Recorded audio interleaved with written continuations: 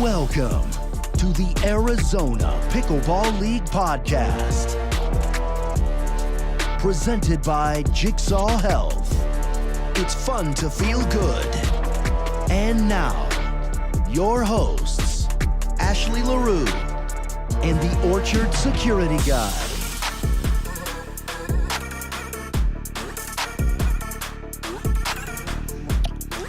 Hello, Arizona Pickleball family, and welcome back to the podcast. I'm here with none other than the Orchard Security Guy. Hello, everybody. And we are here, episode 30 of the Arizona Pickleball League podcast. Can you believe that? Wow, 30 of these bad boys. I know. Time flies when you're having fun. We are heading into match four of season 2 tomorrow night. So we're excited to talk a little bit about the matchup. But first, I did get wind that you have been doing a little bit of freelance work over at Chicken and Pickle over the weekend. Yes, we pulled a double the other day. We went over to Chicken and Pickle. They had an event there. They needed some extra security, and they were short a chicken. Oh, that's like so, Mayday. You know, I wasn't around. Some of that I had some. It's really challenging. They got indoor and outdoor. Yeah. And so I'm inside, I'm outside. I'm not sure if a chicken got thrown or not because I was just, watching some cornholes, making sure they're proper distance. It was a lot, but we took care of it. They have a lot going on over there. Yeah. Now, Yes. Tell me about the cramping situation. How did the crampers do? We did really good. We were all supplied with all the electrolytes, pickleball cocktail, and I'm not sure we had one cramper. At least nobody went down. Not on my watch when I was there. That's right. Cornholers were good too. No cramping over there either. Excellent. Well, So, thank you for your service. yeah. I'm sure Chicken and Pickle is thrilled to have had you on site. It was nice to be out there. What a great facility. It is. Really It's great beautiful. facility. Well, let's take a quick moment to recap what happened last week. Then I'll introduce our guest, and we have another little twist to throw at you guys today. Well, in our business, we kind of have it as your normal streakers, but we had a half streaker. Oh, half streak. It was a half streaker. And I've seen it before. I wasn't surprised by it, but it just kind of caught me off guard. They had a half streaker, which is just shirt only. Wait, shirt on or off? Shirt was off. Okay. And they had a sign that had this big fat head. Well, come to find out, I didn't know because I was kind of behind the gentleman, but I saw him kind of last second get in front of the first row right here, and then I just engage. I don't know what happened at that point, but I just engage and I take off. I mean, I might have knocked people over. I don't know for sure. I got to the gentleman right in time before I got somebody in the red chairs right here. Spun him around, noticed it was DJ Pickle's fat head. Wasn't damaged. He was just holding it. But he had I love DJ Pickle written on his chest. On his bare skin. I couldn't see that because I was streaking myself at a high rate of speed from the back of the room. I didn't knock him over. I didn't want to knock him over and scab him up and everything, but I did realize at the last second DJ Pickle interrupted and said, whoa. It's my number one fan. Oh. And so He let him through. Everything was good. Now, we don't Everything was condone good. half streaking here or full streaking, but you know what? It was supporting the league. I thought it was fantastic. Yeah. Very good. Well, how did the match go? The match, by the way, yeah, we did have a match. So it was actually really good. We ended up having our first coin toss for our second set breaker. That was exciting. Yeah, so Stingers came out hot 15-8. Tempe took the next one, so set breaker number 1, which was really good. I think we were 3-3 for a while, and then Stingers ended up winning, Tempe ended up winning 5-3 on that. Mm-hmm. And then on the second one, Stingers won 15-7 in the gender women's, and then gender men was 15-13. Really close. So then we need a coin flip to decide whether it's going to be women gender or men gender in the second set breaker. Right. Tempe won the toss, chose men.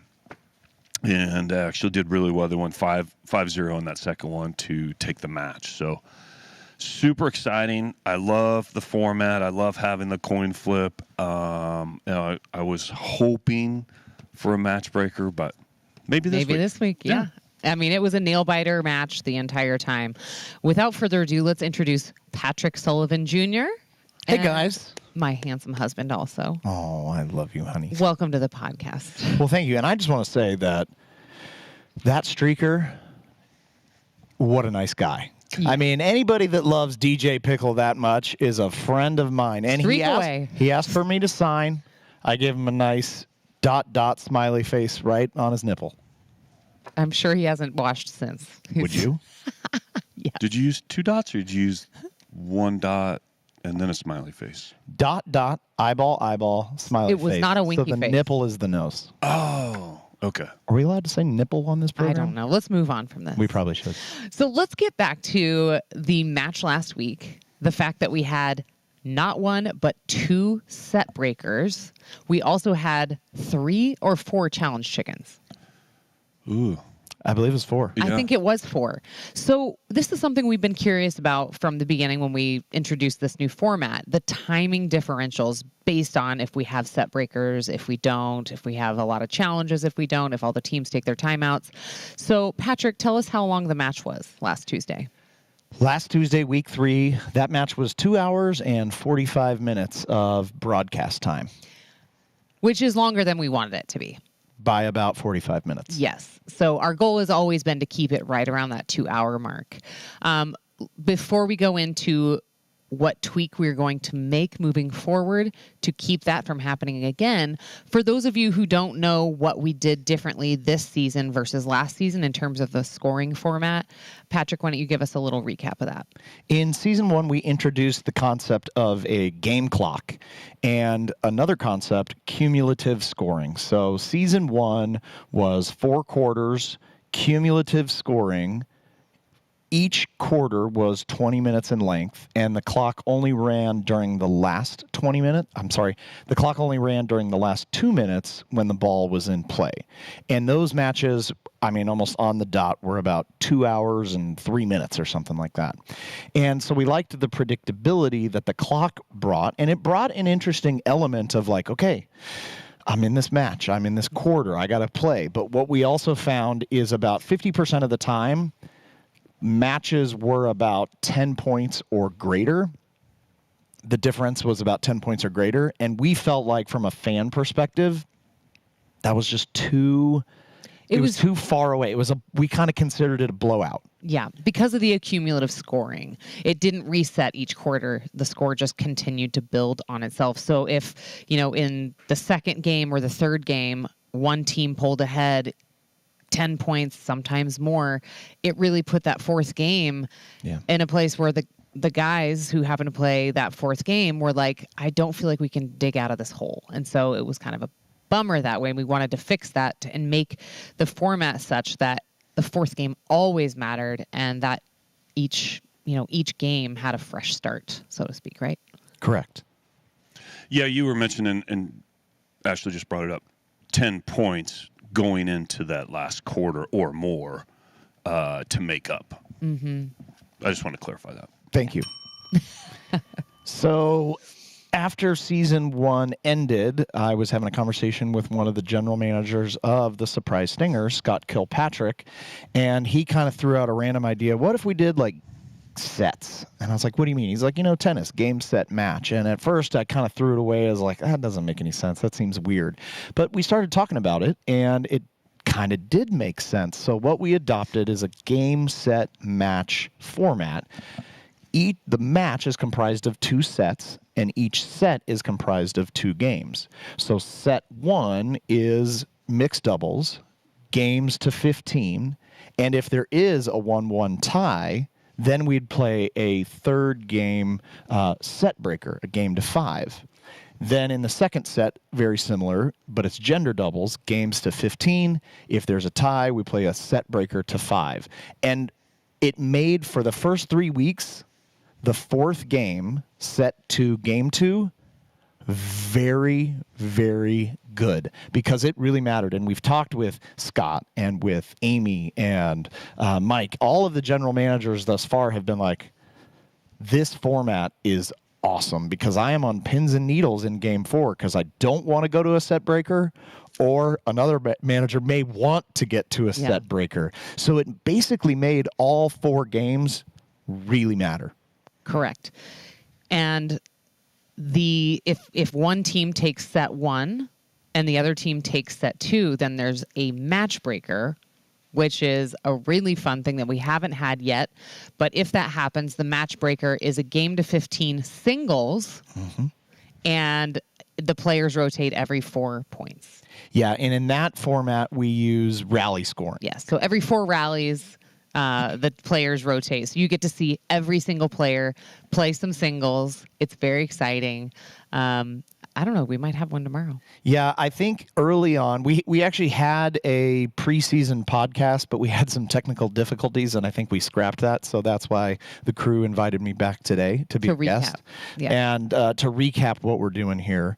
I predicted, I think I said 75% of the time, I think we'll get either a set breaker or a match breaker. So far, I think that has been true. We've had 3 matches. Twice we've had at least 1 set breaker. Only in week 2 did we have all 4 games sort of clean sweep, let's call it. Ooh, that's a good word. We should write that down. Clean sweep. Noted. And this week, who knows? Maybe we'll get a set breaker. Maybe we'll get a match breaker. But Ashley, are you ready for me to reveal the change? I am. We decided to make games instead of to 15. Win by 1. Win by 1. Games to 11. Win by 1. And I can walk you through the data that we looked at if you would like.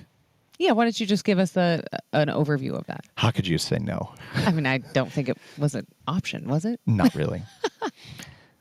In the first 3 weeks, we played, that's essentially 12 games to 15. And in 11 instances, the team that got to 11 points first also got to 15 points first. So it sort of made us feel like, okay, there wasn't a last-minute comeback that happened, except for in week 1, the Tornadoes were down to the Scorchers 11-10, and the Tornadoes came back and won, I believe it was 15-13. Pythons. Sorry, yes, Pythons in week 1. Correct. Thank you for that. So that was the only instance where going to 15 changed. The other thing is that broadcast length was a lot different. So in 3 weeks, we've had an average broadcast length of about 2 hours and 23 minutes. Had we stopped each game at 11, the broadcast length would have been about an hour and 53. Which is not right. Yeah, I would say that we want to leave you, the fans, wanting more. Yeah, always. Do you agree with that? I do. I think right at 2 hours is great timing. Yeah, especially on a Tuesday night, and we want to keep people engaged. So I think it'll be a good change. I'm excited to see it play out tomorrow night. And I still think even with a match breaker at the end, still will be 2:05 right in the time frame we're looking at. I think so too. Yeah. Speaking of tomorrow night, let's talk about the standings of the teams and just give us a peek. So to recap the standings, all of this information is available on ArizonaPBL.com, including the schedule and the ability to purchase tickets. The current standings are first placed Gilbert Gladiators, second place Peoria Pythons, third place Tempe Tornadoes. Now, all of those teams are 1-0. So it's a point differential that separates them from first, second, and third. Fourth place is Surprise Stingers, and fifth place is the reigning champions, Scottsdale Scorchers. And for people that don't know, our league is 5 teams, 4 placements for playoffs. So nobody wants to be in fifth place at the end of the season, and it creates an environment where it's a must-win situation, including tomorrow night, where the Peoria Pythons are back, and so are the Surprise Stingers. And the Surprise Stingers, I know, really, really want this one. I know both teams want it. But the Stingers, they didn't win a game last season. No. So I know that they are very determined, and they've been working hard. I think they're going to bring They're going to bring their A games tomorrow. And they played last week. Do you know what the point differential was? Wasn't it 1? 1. Yeah. It was so close. It was such a great match. There were people that left the Orchard and told me they went home and rewatched the match. That's how good of a match it was. Yeah. We also we have a surprise guest coming to Tuesday Night Pickleball tomorrow. We might even have 2 surprise guests, but do you know the first guest that is confirmed? It's a surprise, right? I'm ready to reveal the surprise. Okay. We're going to have none other than future Pickleball Hall of Famer Morgan Evans back on the golden microphone. Whoop, whoop. Yes. I am very much looking forward to sitting next to him tomorrow. Yeah, he's in town. I don't know quite what he's in town for, but he reached out. Tuesday Night Pickleball. Yeah, he's in town for Tuesday Night Pickleball. We weren't an afterthought at all, were we, Morgan? No. Well, never an afterthought. It's going to be a blast. He's hilarious. He is always entertaining to listen to. So make sure if you're not able to make it here in person that you tune in on the Dinks YouTube channel tomorrow night, 6 p.m. Pacific time. Yes, specific time. Specifically time. Yeah. I like that. And by the way, on those standings, Scorchers were in the exact same place they are last year as they are this year. Good Correct. point. I mean, never count the Scorchers down. Well, on that note, there was a change this past week. Do you want to document that, speaking on behalf of the commissioner? Yes. I believe it was around 9:47 Pacific time. I got a Scorchers request for a trade. They picked up Pesationi, who played on their team last year. I've heard of him. So, and they dropped PK, which he's still on the waiver wire if other teams are wanting to pick him up. So it's going to be interesting. They got a new addition, kind of back to old school. We'll see if that helps them out, get back on the track. When do Scorchers play again? They're next week, aren't they? They play November 7th 2 weeks against out. the Surprise Stingers. Okay. Going to be exciting. Yeah, that'll be a good one. Exciting things to come. Do you want to know who the second surprise guest who might come? Yes. You might know him as the other Orchard security guy. Oh, no. Are you aware of this gentleman who is in town? And I use the term gentleman very loosely here. Very loosely. I hope he's been doing some training if he's showing up again, because we need a little better production out of that second security guy than what we got last time. I mean, he's surely been working on his skills. AJ Kohler, we're staring down the barrel of this camera, looking at you, expecting a high level of security detailed production on Tuesday night if you show up. Yes. And if you don't, then just do whatever you want, man. We still love you. Speak for yourself, Ashley. Yeah. Well, on that note, OSG, I know that this has you rattled, but I'm hoping you can center yourself enough to get us to calming things down and saying goodbye. Hey, these things happen all the time in security. You need to be able to turn it on and turn it off. Pickleballers, when you're playing next time, I want you to think about a couple things. Besides how incompetent your partner is, or how they keep popping up balls and you get plastered with 100-mile-an-hour fastballs coming back. Or if you think your opponents put any thought into that outfit that they have on. But instead, like we do here at TMP, pay attention to what is working and keep doing it. And in some cases, what is not. And stop doing it. Like our furry friends in the north, the Arctic hare, who changed their stoat. Yes, it's called a stoat from brown in the summertime to white in the winter to basically stay alive. Anyhow, sometimes you may want to drive the third instead of dropping. Use a lob. Try to speed it up. Or, like my good friend Axl Rose once said,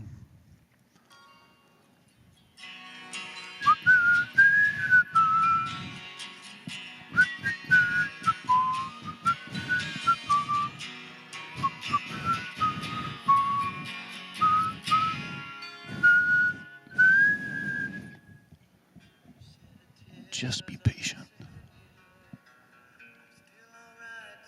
Until the next episode.